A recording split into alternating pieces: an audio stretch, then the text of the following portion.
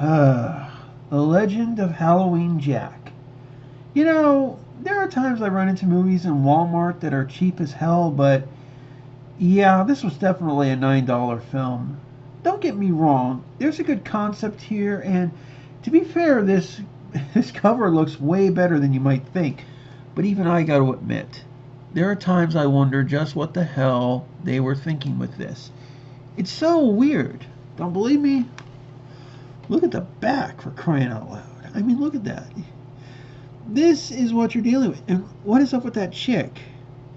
I mean, seriously, this is, on one hand, a pretty cool looking box and box art and film, and yet on the other hand, it's like, what were they thinking? I mean, seriously. And again, look at that poor chick. What did they do to her? It looks like she's, licking her teeth. I mean, what the hell? She's pretty good looking, I'll give you that, even in the film.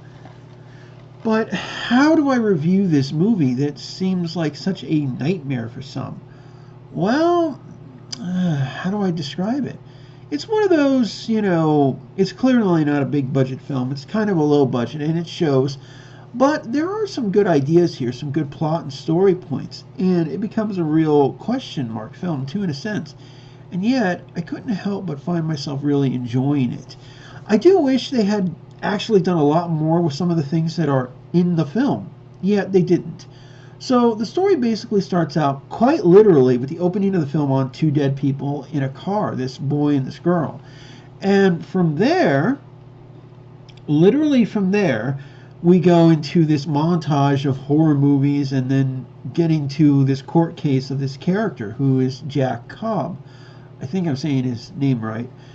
Who is basically on trial for the murder of the two people. The case, the evidence is so heavy against this guy. But to be fair, if anybody looked like a killer besides the Cobb character, it was the freaking prosecutor in the beginning. Yet, everybody is like, okay, you're not guilty, this stuff, that stuff. And then it becomes pretty clear that there's more going on here.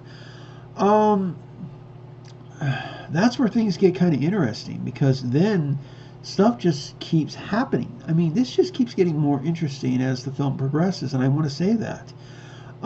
Then eventually, like with most of these movies, you have the eventual lynching, or in this case, let's tie him to a pole, put a scarecrow costume on him, and then shoot the crap out of him. Yeah, that's literally how they did parts of this movie. On one hand, I can honestly say that makes this film rather interesting, including that he's like, you're going to be what you claim I am. And that becomes a question throughout the movie. Is the guy innocent? Is the guy guilty? What exactly have you guys done? And that becomes a unique point. Yet I felt that the victim list and the the whole problems, especially when you read the back of this movie, just didn't fit very well. There were some great ideas and some stuff like people are willing to do certain things to keep a secret and stuff. And it starts to show, and it starts to show very well. But, it starts to wane a little bit. This film definitely suffers in a few areas and other areas that I didn't think about. For one thing, yes, some of the visual effects, some of the titles are terrible. They're god-awful. Not even upgrading to 4K player and a 4K TV is really helping this movie out in some cases. Other times it looks pretty damn good, but it definitely suffers for what it is. So there's that. And yet, there was enough to keep me interested. I'm not kidding on this one. There was just enough to keep me interested. You have a couple of unique dynamics. You have a father and daughter sequence going on. You have this mayor who knows a lot more than he should. You have this guy who basically is like stuck in a certain time period and he can't figure out anything. And all around them is the story of this killer. And eventually, they do the deed, and then we go 1 year later. And I don't want to tell you anybody about who was involved, but let's just say that there is a cop trying to figure out everything, and he's like, oh, here we go again, kind of a thing. And it's not that far off. The movie has a pretty good amount of action and so forth, and because of that, it works very well. I do want to say that they did not take anything too lightly here.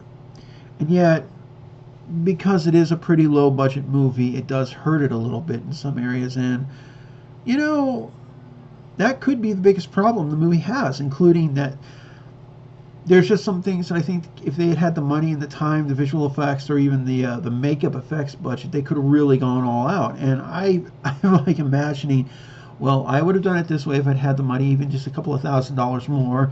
Literally see, you know, like a chair go through somebody's freaking chest and stuff. I mean, almost everything is almost like you don't even see it. And yet, it works. And then again, like I said, even with the visual effects shots, I mean, you got guns going off and there's no boom, boom. I mean, it's not really the guns. It's all been done with visual effects. The blood spray out is, you know, is like really cheaply put in. I mean, this almost seems like, you know, a high quality fan film rather than something that was, I think, made for stuff. But at the same time, even with all of that, the movie has these moments where it just works. It's got 5.1 surround sound. However, there are a few points where dialogue is literally almost drowned out. And here's the thing: I didn't watch this movie with the 5.1. I just watched it on the TV real quick, and because my sound system on TV is actually pretty good, the speakers and stuff. However, there was one sequence where, because I don't even know if there's any subtitles on this film, I couldn't really figure out when I went into setup. You cannot understand what they're saying. You're getting in this occasional word and stuff. And because it's like in this party and stuff. I mean, you got this group, I think they called themselves the Hangmen or something. I read in the credits. You know, there's a lot going on. Yet, I do feel that more could have been done. The movie's not terrible, but how do I describe this?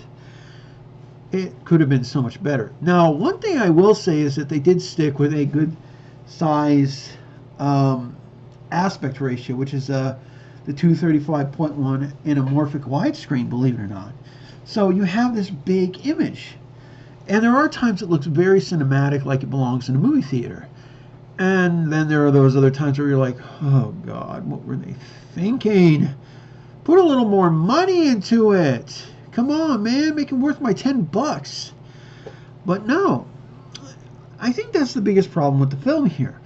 Yet, I don't find it a complete waste. I think you were highly limited. But here's the thing. You're doing a supernatural film, not a Halloween film.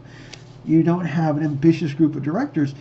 These were people who were just doing something. And the film definitely, in my opinion, kind of suffers for that. And I think that's what creates all the problems here. I mean, literally, it creates all these problems, and I still can't figure it out. So, you know, and plus if you're like thinking, well, it's a horror movie, there's going to be sex. No, this is really a tame film in comparison to what it could be. It's got some really like holy shit moments, but again, it's pretty tame in comparison. So, while this is not, it's just above an average movie, so I'm going to give it a 6 out of 10. Like I said, this is above average, but it's still not that great. So, yeah, there we go.